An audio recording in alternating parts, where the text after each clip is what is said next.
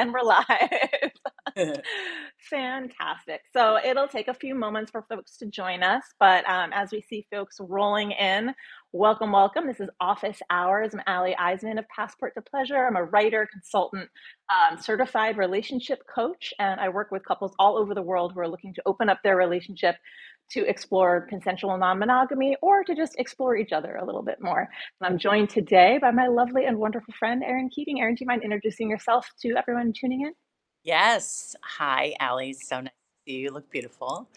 Um, I'm Erin Keating. I have a podcast and a company called Hotter Than Ever. We make hot stuff for women over 40. And really, what I focus on is conversations about what is possible for women in the second half of their lives. Yeah. So, what kind of life do you authentically want to build for yourself? What does that look like in terms of career, relationship, how you live, where you live, who you live with, what you do with those people in your life, how you do love differently, how you do sex differently. Like, my feeling is that everything is up for grabs in the second half, especially with Pun the intended, wi- like literally consensual grabs.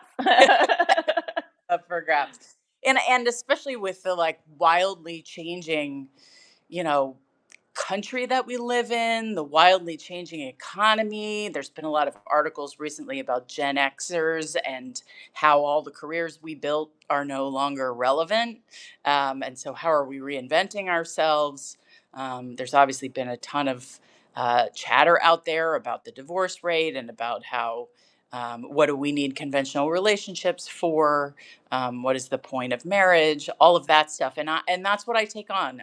I think I think it's a really fertile time, and I think it's an exciting time for women in midlife. And I'm just seeing so many exciting conversations like the ones you lead, Allie, um, really bubbling up to the surface, and I'm here for it.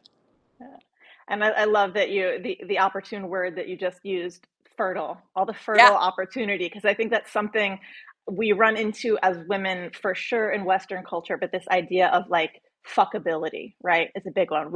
Once we are no longer able to breed, and this is of course a very heteronormative lens, but once we're no longer able to breed, we suddenly are not as attractive or desirable or any of those things, which is not true or accurate, it's both not objectively and personally. correct. Correct. I mean, focus group of one, Yeah. like which I really am on my podcast, and I try to talk to experts to verify what I'm seeing out there in the world. But like, I'm 53 years old. I'm out there dating on the apps. And I would say that 75% of I date men. So 75% of the men who reach out to me are younger than me. Mm-hmm. Uh, and, call it a trend, but I also think there's something to be said for the fact that that contradicts the mythology Yeah. of how desirable women are, when they're past their breeding years. Yeah, and we have to talk about like what is desire too, because I think that topic definitely blew up in the mainstream with the film Baby Girl that came out. I had a whole my first version of this Substack Live was actually a deep dive into that with my friend Dr. Amber Hull and just all the themes that it brings up. Yeah. This idea of what is desire, what we're supposed to desire versus what we do, where that comes from, how that changes over our lives as well, because men, women, we're all growing and changing. We're all getting to know, ideally, we're getting to know ourselves better throughout our lives. Because I can speak for myself, like you said, focus group of one, I'm having some of the best relationships, best communication, Yeah. best sex that I've had in my entire life. And I'm 40. And Right. it took a lot of those life experiences up to now to get me to this point. Absolutely. Absolutely. I mean, and it took for me, I thought of myself as this sort of bohemian-ish rebel in my 20s, and then I really wanted a grown-up life, and so I sort of headed on the path of career, marriage, and children. Mm-hmm. And did that for 20 years, and until it really didn't feel like my life anymore. It really didn't feel like Yeah. the life I wanted to be living, or the partner I wanted to be living with, or the way of working that I was working, or the way of doing intimacy. We had lost intimacy in the marriage for 10 years, Mm-hmm. and I was like, who am I? What am I? What is this all for? And coming out the other side of that and really experiencing a new awakening and relationship with myself and relationship with my own sexuality and my own possibility, from the point of view of pleasure and joy and, all the good things that you talk about. It's like, I think if you don't have a moment of reckoning in midlife, where you really take a clean and clear look at yourself, like I think about who I was in my 20s, erotically, sexually, relationally. And I feel bad for that girl.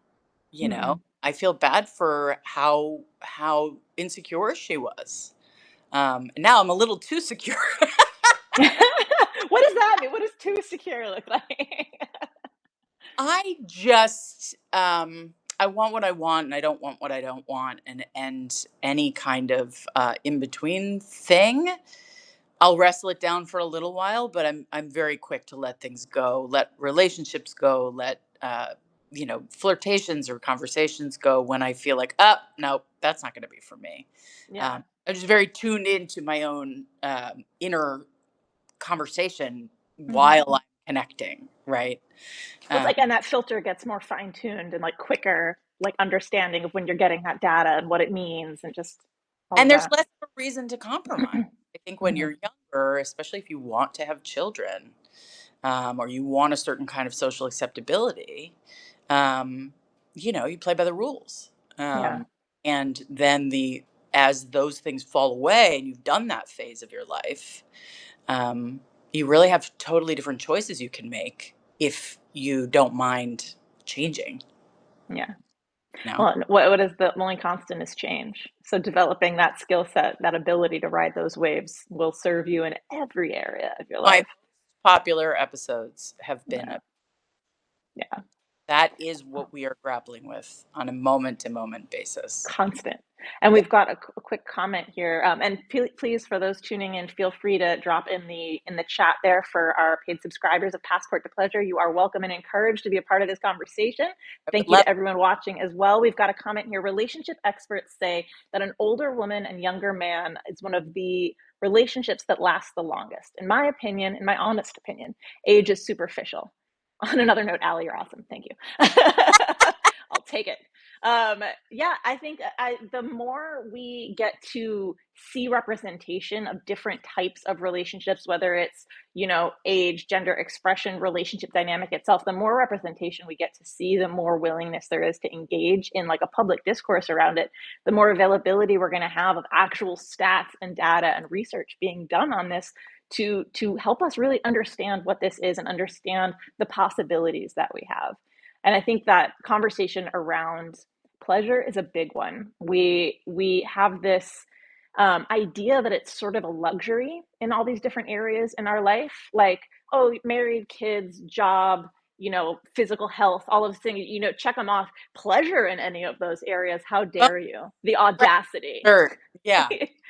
Yeah, and that's what we're finally starting to see now that pleasure is entering the room, entering the conversation, especially in the medical fields, that it is actually a medical, physical, physiological requirement for our health and well-being to experience all the different types of pleasure. Yeah, I mean, I don't know if you know Dr. Nan Wise, but Mhm, she's done this incredible research about women and orgasm and pleasure. mhm, And, she literally lights up orgasm lights up areas of your brain that you need for long-term cognitive functioning. And so, mhm. we're designed so beautifully. But culture has a way of wanting to sort of put a wall, just imagine like brick, but we're behind. Like, wait, no. Wait, that felt good. You know, culture has a way of inserting itself between, what is true for us in our bodies and social control, and so um, I think later in life, it's easier to see all of those things at play. But Yeah, when you're younger and you want the conventional things and you want the assimilation, that doing the conventional things gets you, and you want the cash and prizes, which is what I wanted. Um, it's really hard to decide. Oh, I'm gonna not have a boyfriend. I'm just gonna have lovers. Like, Yeah. I'm not going to have a monogamous relationship, or I'm going to have one, but like we're going to be monogamish, or whatever the agreement is that you come up with the people in your life or you're intimate with. Yeah. It's hard to say like, oh, we all get to decide together. Yeah. I think I'm hearing like a conversation around sort of fitting in versus autonomy, like fitting in versus belonging. Yeah, There's like, I think it's Brene Brown does great work around the concept of belonging, like fitting in. You play by the rules. You pick up that rule book. You check off all the boxes, career, yeah, house, kids, all that stuff. Or do you belong in your life? And that requires self knowledge, understanding of self, but that also requires a certain level of autonomy to be able to have the freedom to self reflect and to think about and experiment with what do I like? What do I want? And in our culture, we're now seeing and experiencing more autonomy as women for sure, having our own careers, our own money, and the ability to have our own lives and build our own lives in our image. There's that ability now to start questioning those things that just were not able to be questioned before. And that 100%. I think it's exciting, and because change elicits fear in people as well too, I understand like the pushback for a lot of people. But if we can lean into that, we can actually collaborate on a new way of being together. It doesn't have to be at the exclusion. I hope I'm making sense with what I'm trying to say. Just like there's a lot of division I see online, a gender division online between, women being more autonomous and independent, and that is somehow taking from men in certain ways, when really it's about collaborating on a future together. Yeah, I mean, look, I think a lot of conventional paradigms have broken as a result of feminism. And Mm, that is the reality. The mm, women are educated now, women have more financial mobility, we have more choices, we have reproductive freedom. And that's why, the powers that be are looking to control all those things because that's scary. We're doing so well. Women so well. And as a, cis het woman who dates men and loves sex with men, like uh, I am always wrestling with like, how do I, maintain my own autonomy, my own agency, and still be in partnership, still be in relationships, still, reinvent how I do things. Um, to center myself and not to mm, center the marriage, the family, the convention, you know. mhm. Hard. I think it could be a little facile in the pleasure community how hard it can be for people to grab hold of that agency and really process what it would take to reinvent our thinking and our behavior around pleasure, partnership, relationship, communication. Like, I think it's really hard. I think a lot of that stuff is like built into ourselves as women from the training we get from minute one. Yeah.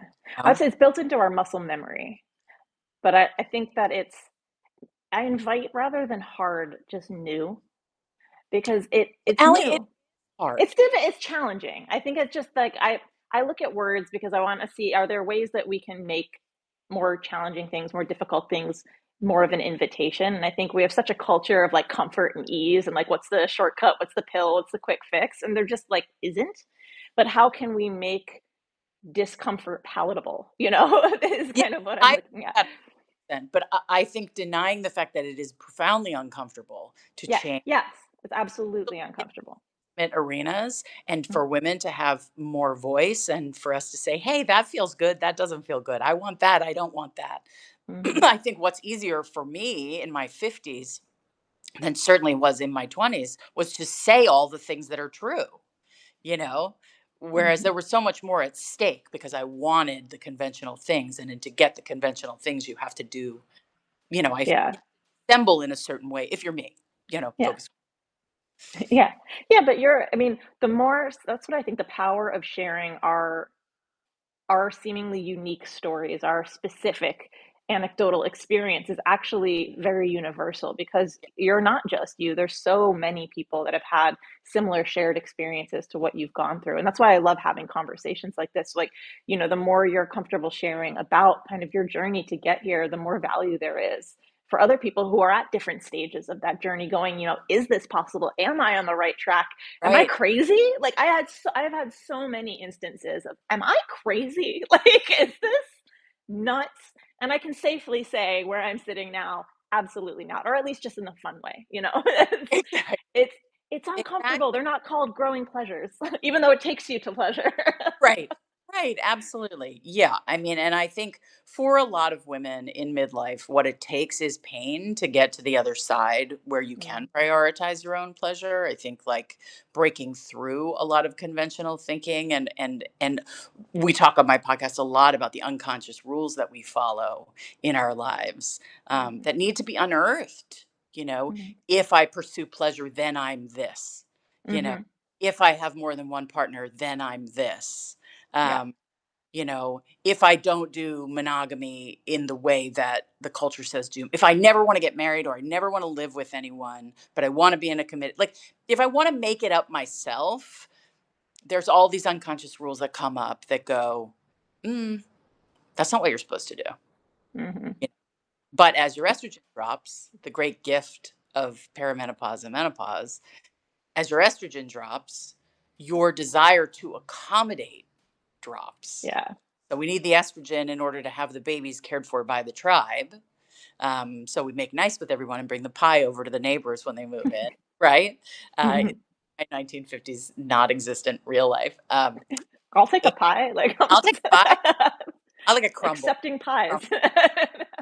But as your desire to accommodate, that's where you get this language of like, I have no fucks left to give. Like, Mm, but I actually don't think that's true. I think mm, what it is that we care deeply about the things we care about, and we don't really have time for the things we don't care about. yeah. You Yeah, I know, like to say I do have fucks. I have a lot of fucks. I'm just so many. very selective about where I give them and who I give them to and how and when. Yeah, Exactly. I have plenty of fucks, believe me, yeah, and I yeah, pass them out to the yeah, people who deserve them, exactly. literal and metaphorical ways. Exactly. Awesome. Well, let me just check my notes real quick. Um, Oh, yeah, this is something I wanted to touch on too as we're talking about sort of those rules and relationships and how, how our very literal physiology is changing as we enter this new phase of life. Our relationship priorities change. And I don't just mean our romantic ones, how we look at friendship, family, relationship with self, like all of that. I'd love if you wouldn't mind sharing just how you've experienced those shifts as well. I mean, I will say, I am a person who was married for 17 years. So that was the primary relationship of my life, right? My marriage. And it was a difficult marriage. I had a difficult partner. We had a lot in common, and then we had a lot of challenges. And we had kids. We have twins, and they're 14 now. And I think for a lot of my life, I focused on career, especially as the relationship got harder Mm-hmm. and having twins was too much. It was socially acceptable enough for me to throw myself into my career, and I did incredibly well in it. But I was hiding. By the end, I Yeah. was hiding from the inevitable end of the marriage and from the domestic demands that were on me. And once I let go of the marriage as the central thing in my life, so much space opened up for other relationships. So, friendships that had been in the background, kind of running on automatic pilot, girlfriends from college, people I had known from my days as an actor in New York, like all of these things, all of these people started to come back into my life, and I was able to make space for those relationships in a new and deeper way. And I found that they were really, really fulfilling and that they were really there for me. You know, Yeah. I also found that my kids moved to center stage. Mm-hmm. So, in a way, I resisted the conventions of motherhood by working so much. But now, and I love my kids and I showed up for them, and I could do work and kids, and that's what I could do because I didn't have any more bandwidth. The marriage, and I could like hold the conflicts of the marriage at bay and try to do that, but it wasn't working. Now my kids especially because they're teenagers, which is just the best possible time of life.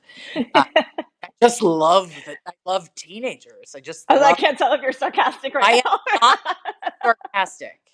I'm Okay. completely sincere, and I am committed to breaking the dominant mythology about teenagers because Awesome. they are changing as much as I am. As Beautiful. radically as they are changing, I am changing in this phase of my life. And Mm, they're very present to their changes and they're very present to their own evolution. And it's gorgeous. And so, like, everything has sort of shifted and right sized. And then my romantic relationships, my sexual relationships, which are not always the same. Sometimes I have a sexual relationship that is a friendship where we have sex. And sometimes I fall in love, and that becomes more of a primary relationship or a monogamous relationship. Um, those things sort of exist on the periphery. Um, they're not peripheral to me essentially, but in my day to day, my focus is, building my professional life, taking care of my kids, having friends, having a social world, um, and then, the icing on the cake is the romance and pleasure piece. Um, and I'm pretty happy with that realignment. Um, would I like to have a primary relationship that moved closer to the center? Yes, but only if it doesn't displace my kids. hmm I mean, It's a then, yes and, it's not an either or. yeah. And I'm not interested in doing a blended family thing. I've got 4 more years with them at home. I'm going to make the most of that. They don't need to deal with some guy, you know? Like, they don't. They don't. They'll Yeah. deal with it when they're in college, and then there'll be room for someone to come in. Yeah. But that's the truth of how things have shifted and how I prioritize different kinds of relationships. And it's I don't know that it's necessarily universal because some people have happy marriages, you know. Yeah. That's very Uh, possible. but I didn't, and so Mm, this shift is really centering my own joy, my own meaning, and the things mhm. that resonate for me most profoundly. Yeah. You have become the main character in your life It's rather so than true. It's such a common thing to talk I about know, but for energy, but it is true. In my mind, I was always the star of the movie, but in reality, I was in service. yeah. 20, Yeah. you know. Well, it's a shift in I don't have to use the word again, but like autonomy and I should say agency more so than anything. There's that element when you're of service, someone else is centered, something else is centered, whether it's society, another person, family, what have you. It's the motivation is completely different. Mm. And so your core motivation is your pleasure in just all these different areas of life. Yeah, and my own agency, Mm, my own agency, my own self-expression, my own authenticity. That's the orientation that I come from. Does it feel true and right for me? How does it feel in my body? And that's what mhm. I love to talk about is bodies and Yeah. Yeah. body changing in Oh midlife. yes. Um, it's a much I think the lived experience of it is a little bit different than what the storytelling is in the culture. I think there's a lot of we have a culture of sensationalism at the end of the day. Clickbait, what triggering headlines are we going to put out there to get people's attention and fear creates consumers. Mm. So, it's important to understand what's possible, but the full scope, not just the worst case potential or the most like I have been deep diving into perimenopause self-knowledge and learning as much as I can because it's coming. Yeah, She's coming.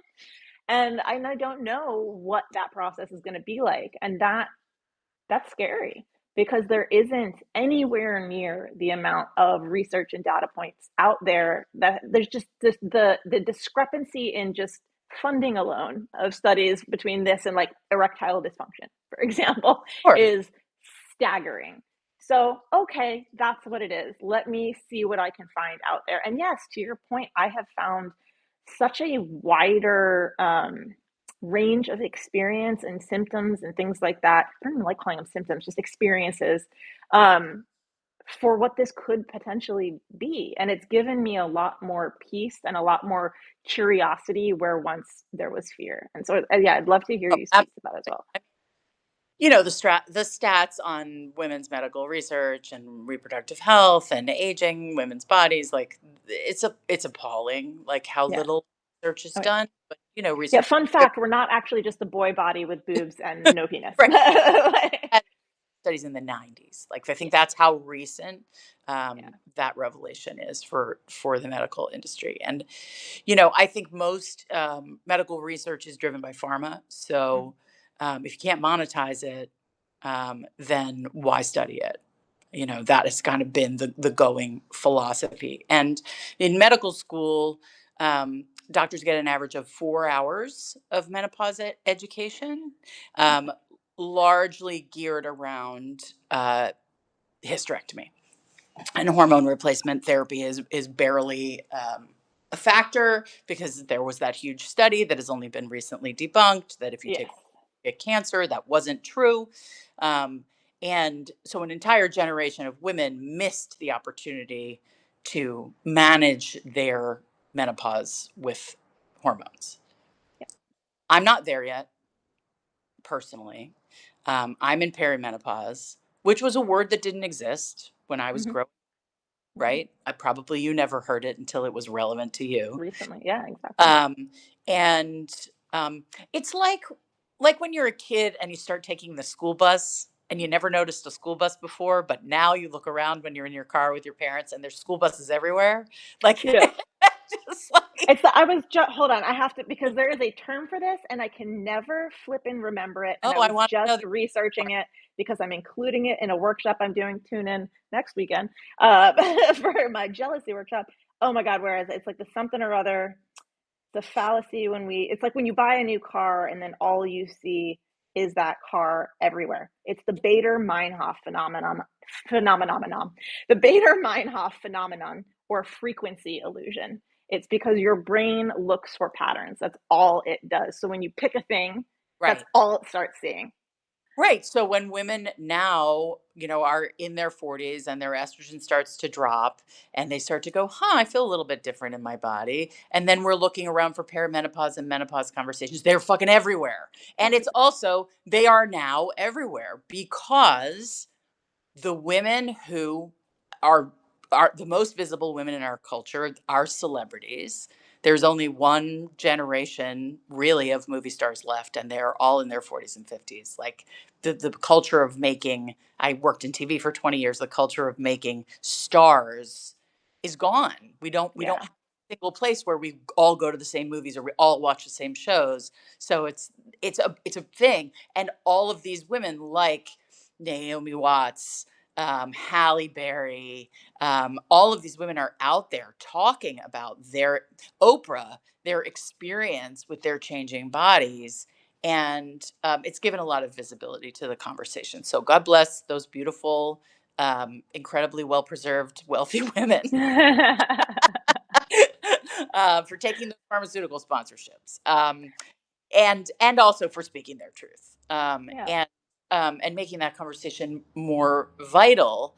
But I think the lived experience of perimenopause, because it can be up to 10 years long, is very hard to track, right? Hmm. Like you're like, oh, how do I feel different? Oh, how have I gained weight? Am I losing elasticity in my skin? Like, how does it feel to have sex? Like all of these things that am I experiencing temperature fluctuations? All of these things. I Yeah. am not a medical person. I am not an expert, but I have talked to a number of women in this space on my podcast. And there are lots and lots of treatment options and solutions. And um, there's a there's a company called Hot or Just Me. Uh, it is an e-commerce business for perimenopausal women. She sells these bracelets you can put in the freezer. They're really pretty, but they're like basically so that you can manage a hot flash. So It's you not, put, oh, that's you brilliant. put it So on when your you're having it, pressure points. yes. So you can That's wear. what we used to do. I used to work in a barn when I was younger, so in exchange for riding and horses, and that's what we would do. And it was super hot. Was we would take the hose and put the cold water on our wrists to cool down. That Yeah, is brilliant. brilliant. That It's is so brilliant. great. Yeah, so, there's all kinds of things out there when you start to look, when you start to see the school bus or the brand new car Yeah, that you bought. Um, totally. and it isn't all doom and gloom. Yeah, I mean, I think, and everybody's experience of this is so wildly different, yeah, you know? yeah. And That's why the research is more qualitative, like you were saying, than quantitative. Like it's really about what is right. the experience, the lived experience. But to me, it is monetizable if it has to boil down to that. This is a guaranteed experience for over half the population in some form or another, not a possibility like ED for a portion of the audience. It's like it's it is 100% worth time and attention. And so it is very exciting, like you said, to be at this point where that attention is starting to shine a light on all of this. Yeah, I think it's wonderful. And I think it's not a coincidence that women in our 40s and 50s, we are the most successful generation of women who have ever lived on planet Earth. We really are. We have the Not most mad at education, it. best financially, we're doing the best professionally. Not everybody, but there is a cohort of women who have just excelled to such an incredible degree. Um, and with that success comes an expectation that we can impact the cultures. We've had big careers and we've had big Mhm. impact in our lives. And then we get to this age and we go, wait a minute, there's no science, there's Yeah. no research, there's no, okay, well, guess we have to do that. Guess we have to Yep. solve, because we've been solving things, we've been running things, we've been in charge. And so I don't think that we're going to um, pass gently into old age in the way that previous generations were required to. And also with the advent of all of the health and wellness and weight loss drugs and cosmetic dermatology, like, we will never age. I mean, Yeah. Preserved for all time. And I'm vegan, so I'm never unbelievable. gonna die. So it's We're great. die, but we're gonna look really good on the way. I'm gonna look like I'm mid sentence when I'm dead. Yeah. No, and I just like anything, when you are able to talk about it, even just having this conversation, right? If to share that we're even having this conversation with my parents' generation, my grandparents' generation, the shame that existed around it, never mind the ignorance. But the fact that we feel empowered enough to have this conversation, not just with each other, but in front of an audience. Thank Yeah. you all for tuning in and joining us for this. Please chime in the comments if you'd like. But it's such a testament to your point, how much has changed, how much we have contributed, how much there is still to go, but now we can. And now we have agency and we have a voice and we have the Mhm. internet, which Yeah. you cannot underestimate the democratizing effect of Mm. technology that has grown up around us. When you think about Substack or you think about podcasting, these are gatekeeper free media. Yeah. You do Yeah. not need to. I was a development executive in television. You needed my approval in order to get your show pitched internally and then developed and get hopefully gotten on the air. Like, I was a culture maker, I was a taste maker. And so, you don't need me. With the culture doesn't need me anymore. We need me. We need this new version of me. We don't Yeah. need I don't need to be a television executive anymore. I don't need to be a gatekeeper, because we are all possible. We are all have the capacity to tell our own stories, to create our own media, to put our own voices out there. Um, and until these media are policed in the way that the social media platforms are, uncensored in the way that they are. We are free to speak the truth. Mm. And I say until, because I don't think we're in a great moment for women's self-expression, especially around our bodies and our sexuality.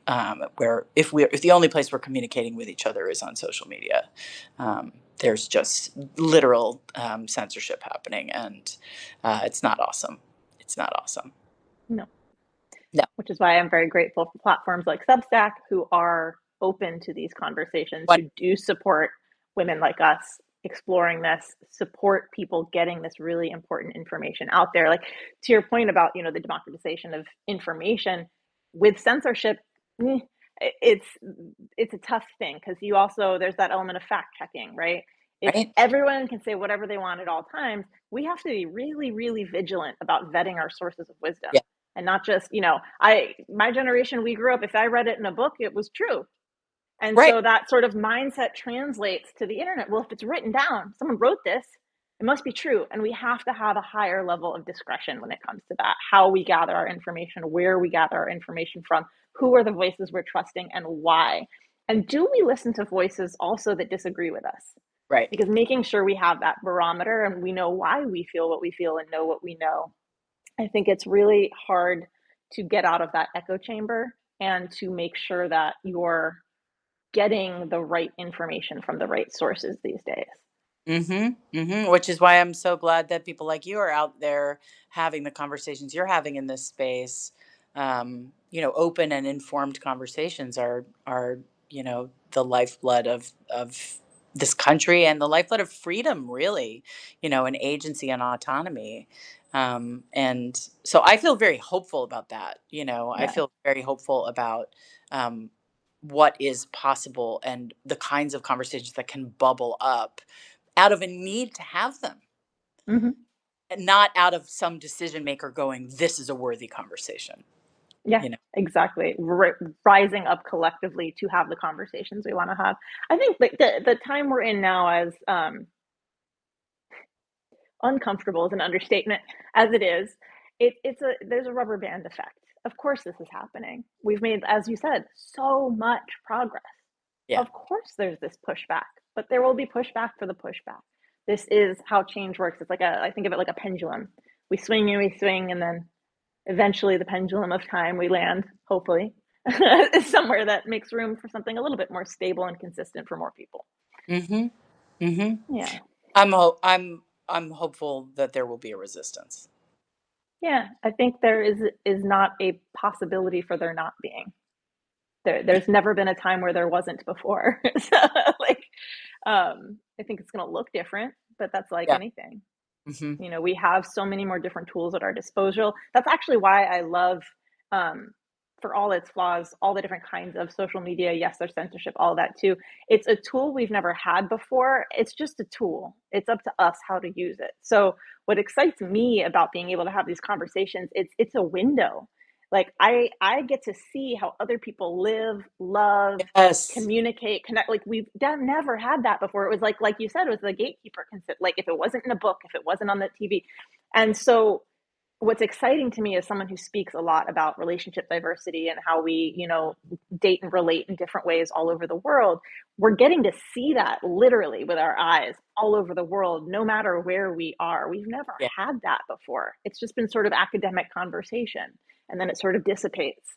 And now we're seeing this conversation sustain and increase. And people go, no, actually, look, this is what my life looks like in this area. And we're seeing stats come out. We're seeing, a third of the population is curious. 20% of the population has been in or is currently in some version of consensual non-monogamy. We have the stats, and now we have the representation too. We have people literally letting us into their lives. Yeah. That's Yeah. exciting. Yeah. I mean, I think, can we talk about dating and dating apps and you Oh, all know, right. all this stuff and the way that the It was bound to happen. language is thrown around. I mean, so my favorite dating app is usually Field, which is Mm-hmm. like, a little bit more sex forward, a little bit more open minded. I live in Los Angeles. I find there's a lot of creative men on there. There's not as much um, bass fishing and golf. I need to find people that I can relate to. And that's where they seem to be. Except that every single one, not every single one, the majority of men have ENM in their profile. But what does it mean? Mm-hmm. It's so easy to just say, "Oh, I'm ENM." And in my mind, that begs a lot of inquiry. It because does. like, is it, are you partnered? What is the dynamic? What is the agreement that you have with your partner? Is it don't ask, don't tell? Are you actually just cheating and saying that you're E&M? Um, you know, what is ethical? Hmm. Like the word ethical, Yep. like my joke is that I have dated a number of men that I met on field who say that they're E&M and they have a copy of the book The Ethical Slut on Hmm. the bookshelf displayed prominently with the spine uncracked. Yeah. Like maybe they flipped through the first couple pages Yeah, it's a paperweight. and then just right there for you to see that they have the book. Hmm. Um, but the inquiry into what that actually means in practice is complex. It requires a level of emotional awareness. It requires a level of communication and honesty. And I find those are the harder things to find out there in Hmm. the world. Great communication, direct communication, honesty, wanting to connect as humans before just the sexual transaction piece of it. Yeah. Like I Oh, find, this is getting a lot of hearts. This is oh getting a yeah, lot of hearts coming someone through in. a whole bunch of people are relating. It's like, Yeah. okay, use the words, but then be ready to come for the Yeah. conversation Yep. that I'm inevitably going to ask you, what does that mean to you?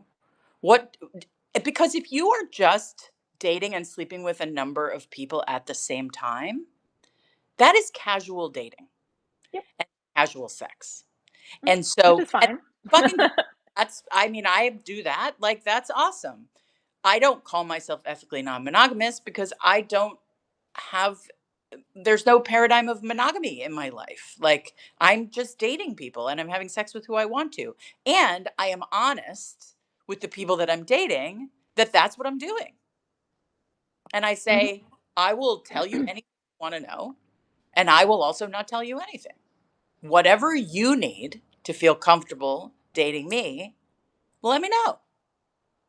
Now, if it was a deeper dynamic and we were entering into more of a relationship where we were trying to break it out into a lot of different dimensions in our lives, where it wasn't just super casual, we would have to have a whole other level of communication around it, you Hmm. know?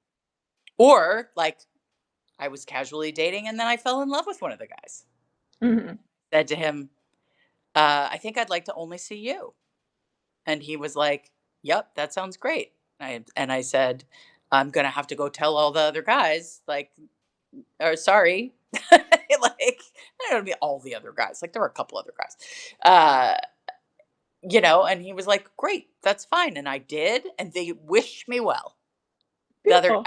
I fell in love uh and I think I want to try being monogamous with this person. And 201, they were like, "I'm so happy for you. Good luck with that." you know, have Yeah. fun, like whatever. So, like doing things openly and transparently doesn't mean you're E&M. No, You know, it just means you're a decent person with standard communication skills. well, Should be standard communication skills. in my experience, I think guys Yeah. are, in my experience, much more comfortable compartmentalizing and not talking about shit. Yeah. Oh, yeah. I mean, I think our in our heteronormative culture, like men are conditioned from birth to not have Right. to pretend they don't have feelings, let alone So know how we're to communicate about them. them. Yeah. Oh goodness, Yeah. absolutely not. So that's what excites me about how things are changing. Is there is that encouragement now because they do have feelings that Of are course. valid and need to be expressed and recognized and in partnership like what you're talking about. I think there's some important things to note here because yeah, nail on the head. I've seen so much of it. It's frustrating as someone myself, as a woman who dates non-monogamously, who relates non-monogamously, to see that it's not a synonym for casual dating. Like you said, you can date casually as a monogamous person or a non-monogamous person. You can be committed as a monogamous person or a non-monogamous person. You can experience cheating. You can cheat or be cheated on, whether you're monogamous or non-monogamous. That's right. The relationship structure is a conversation to your point, those labels are not the end of a sentence. It's the beginning of a conversation. Yeah. And that right out the gate, if you can look at it that way and approach it that way, when you see whatever the label is, poly, E&M, whatever, if you see that as your invitation to ask a question, you're going to solve your own problem. Based on how that person responds, you'll know exactly what you're working with or not, because Right. that should be an invitation to be like, what does that mean to you? Polyamorous, cool. Hierarchical, non-hierarchical, do you have any partners currently? Because you can be single and polyamorous. Just like Yeah. you don't stop being monogamous when you're single. Right. And it's also like, are you polyamorous? Or are you polysexual? Exactly. Yes, thank you for that. Yes. You know, I interviewed a PhD named Dr. Jolie Hamilton on my Yes, podcast. love that. Just wonderful. And she coaches couples about how to open their marriages, but she spends a year with them Yes, before they open their marriages. right. And and there are a lot of couples counselors and divorce lawyers who see couples who have opened their marriages without Mm-hmm. having done that work, which can do a lot of damage to the Mm-hmm. primary relationship, um, Yep. if you don't do it in a considered way. Mm-hmm. And she really points out that she has her whole life loved multiple people at the same time, and Mm-hmm. she's bisexual. So I think if you're bisexual, there's an essential, like, yeah, I love women and I love men, and I love everybody in between too. Like, uh, Mm-hmm. and so, but that notion of polyamory is not the going definition of it on the dating apps, right? Unless you Yeah. are on specifically a poly community site or app, Yes. where it is much more about community and relationship than it is about sex. Yeah. Yeah, I found myself when I first started kind of exploring different versions of open dynamics. I was a serial monogamist, only dating men for, up until I was 30, and finally started being able to dip my toes in, talking to partners about trying to open up.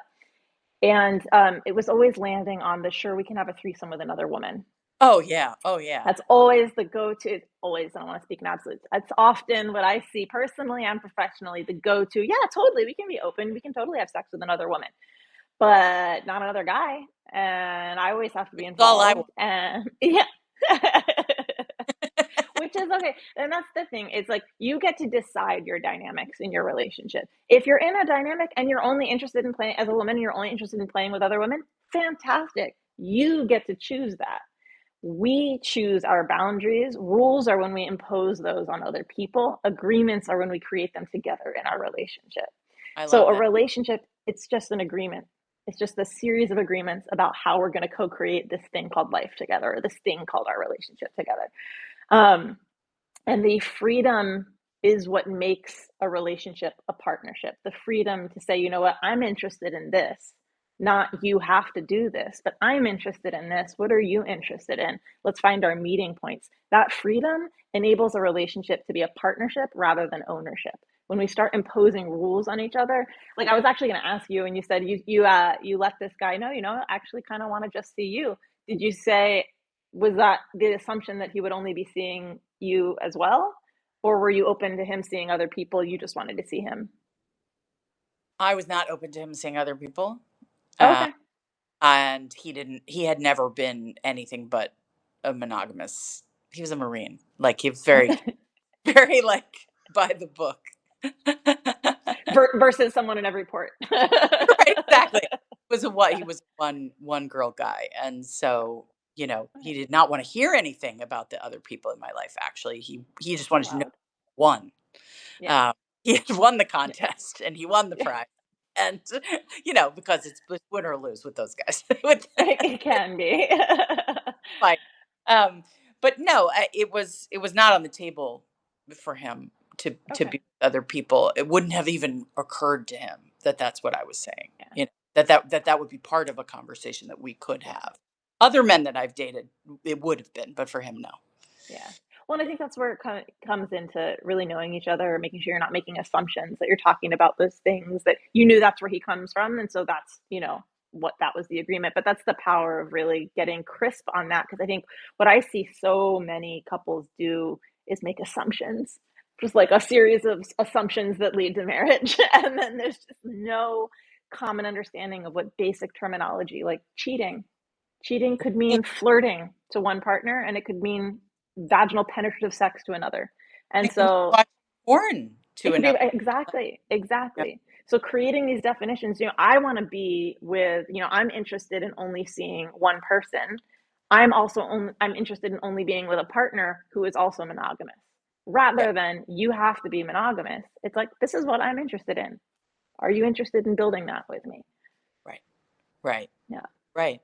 But how do you overcome the challenges of communication? Like I think it's hard enough for women who are raised to be good girls and to follow the rules and to do all the right things and often to subsume our own needs to the needs of our partners or the needs of our children or the needs of our career or the needs of the collective. Um, how do we find our own um, how do we find the ability to be so clear and direct and communicate when it means like maybe someone's not going to be into you if you say those things? Like we come from a bit of scarcity around Hmm. relationship Hmm. um, in the heterosexual paradigm. Well, we're conditioned. We're Yeah. conditioned. There's actually, this is very related. We just had a comment come in that to me is related to what I'd love to dive into now. It's a very complex, layered onion, per se. In college, this is a man speaking, I believe. I was taught that men are hardwired instinctively to spread their seed, easier to sleep around in a casual way, whereas women are hardwired instinctively to find the best seed. So my thoughts on that are, yeah, there's like physiological, biological things, there's evolutionary components. There's also a lot of cultural and societal pressure that we have to take into account. As a species, we are ambiamorous throughout our entire history. As a species, we are capable of monogamy and non-monogamy, polyamory. There is, no science to say one way or the other that we have to this or we have to that. That's the beauty of being a species that can have thoughts about their own thoughts. We can reflect on what our needs are at any given time and make decisions around that. For myself, this idea of like the best seed has felt very, I've also not don't want kids, so that's never been a considered thing for me in that literal sense, but it is Very the best eugenic, part. Yeah, very very, like very eugenics. I think there's a lot of social pressure around that. I enjoy having partners who bring lots of different things into my life, and I'm able to accept them fully as they are because I don't have the illusion that they have to bring the best of all things, whatever that even means, to me. They bring their best selves to me, and I get to explore the best parts of myself with them. yeah. So I hope that touches on what the comment was about. But yeah, just I want to bring it back to kind of what you were saying too. It just felt like it related to this, and I just realized I've lost my thread, so I'm gonna let you take it from here. No, I mean, I think that mythology, biologically based or not, serves the patriarchy and Yeah. serves men's freedom and agency and Mhm. serves to keep women committed to serving the needs of a single partner. Um, and I'm not a man hater by any, stretch of the imagination. Um, but that's the way the social structure has been set up, and also women have been shamed around their bodies and sexuality Mhm. in order to maintain social control, and it's very hard to shake all that stuff, even Mhm. if you're a person like me who believes theoretically, philosophically, that you should be able to love multiple people at the same time, that you should be able to work through all of these challenging conversations, that you should be able Mhm. to channel jealousy into your primary relationship and make it passion, that you should be able to experience compersion and have pleasure for other people's pleasure, your partner's pleasure. Like, but getting to all of that stuff from underneath all of this social conditioning is really hard, especially if you have children. Oh yeah, For whole me, other consideration. it's a whole other consideration. You have the freedom to pursue different dynamics with different people. For me, I am intrigued by so many people who I would not even want around my kids. Mm-hmm. Mm-hmm.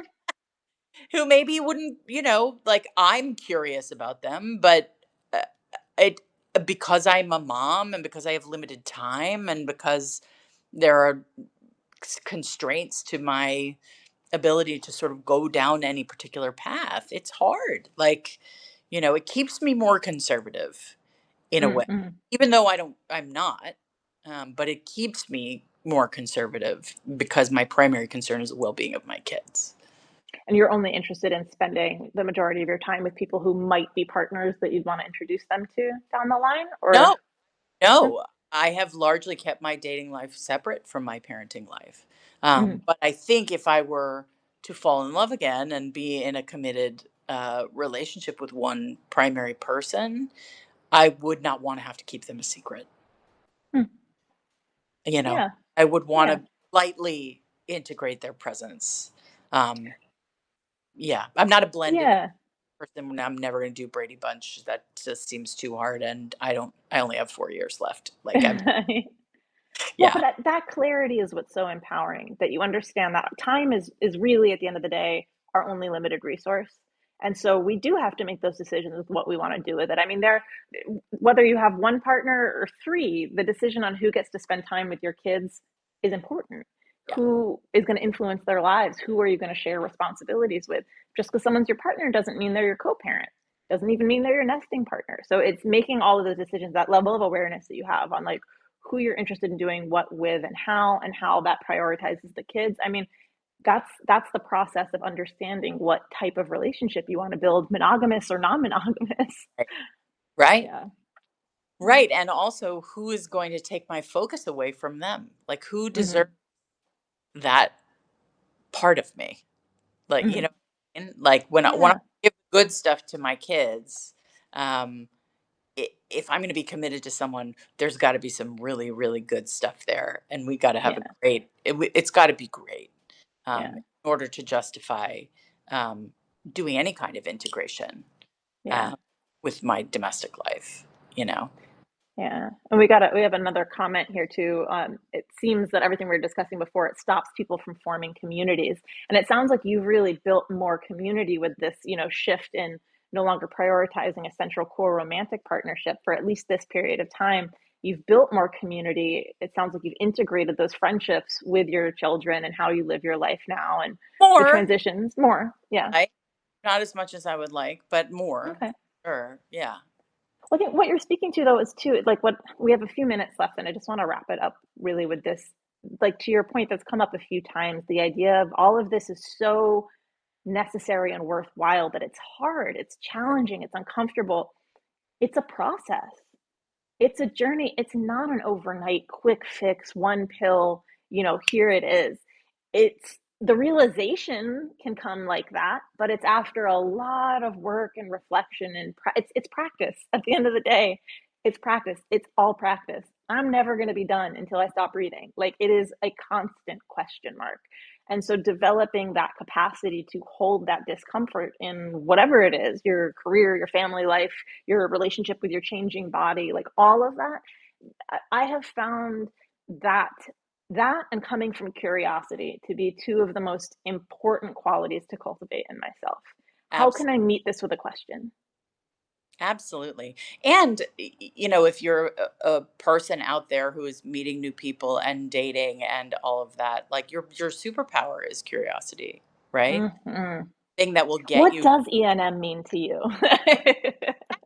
Why Yeah. did, you know, why did your marriage end? Hmm. Like, what are you doing differently now than you were doing in the past? How Hmm. have you changed? What have you learned about yourself? Like, there's so much to ask, there's so much to know. And I think we live in this like very quick fix, instant gratification. Like, I should be able to fix myself, I should be able to change myself. Let me swipe through somebody's transformation slides on Instagram. You know what I Yeah. mean? Like, Check, uh, check, check. Yeah. yeah, exactly. Like, you know, that's great marketing, but it's not real life. No. Real life is messy and No. complicated and so deeply rich. And I'm here to say so deeply rich in midlife, over 40 for women. There's so much possibility for joy and pleasure and connection um, uh, and especially if you're willing to sort of interrogate the rules that you yourself have been following, um, Hmm. to understand, like, oh, actually, I need to change my mind about some things. Yeah. Assessing those rules and discovering your own boundaries, meeting yourself in this new chapter with curiosity. It ain't over yet. We're just getting started. Exactly. Exactly. Yeah. Yeah. Thank you so much for I feel like we could have a whole other hour on just like dating questions and Oh my like God. I was like, should we do this again, y'all? Let me know. Thank you for everyone who's joined us live. Love having these conversations. I love hearing from you in the chat. So if you're not a paid subscriber to Passport to Pleasure already, please do consider upgrading so you can join the conversation in the live chat. We do this once a month on the last Sunday of every month. I have amazing special guests like Erin. Erin, where can everyone find you? You can find me on any podcast platform. The podcast is called Hotter Than Ever. You can find me on Substack at Hotter Than Ever on Substack. I'm going to be moving the podcast over to Substack. Woo, My own lives here as well. So please exciting. find me, follow me. I'm on Instagram, Hotter Than Ever Pod. I look forward to connecting. Awesome. Thank you so much. And thank you for joining us on Office Hours, Passport to Pleasure. I'll see you all soon.